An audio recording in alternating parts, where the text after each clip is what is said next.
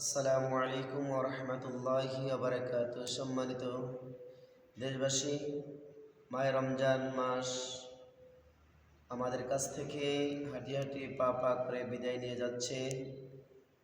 জানি না কার রোজা আল্লাহ তাআলা কবুল করবেন আর কার রোজা কবুল করবেন না। আল্লাহ তাআলার কাছে এটাই প্রার্থনা করি যে আল্লাহ তাআলা আমাদের সকলের রোজাকে কবুল করে নেওক। সম্মানিত মুসলিম বিন্দু, কেউ যদি একটা রোজা বিনা কারণে ছেড়ে দেয়, বিনা কারণে যদি না রাখে, তাহলে তাকে ওই একটি ফরজ রোজার কাফারা হিসাবে একাধারে 60টি রোজা রাখতে হবে। এটা যদি না পারে তাহলে 60 জন ফকির মিসকিনকে দুবেলা পেট ভর্তি করে খাবার খাওয়াইতে হবে।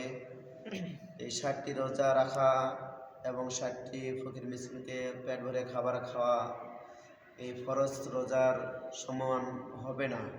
তাই আমি আপনাদেরকে বলবো, কোনো অজর ব্যতীত, কোনো কারণ ব্যতীত মায়ের রমজানের রোজা কেউ আমরা ছেড়ে দিব না।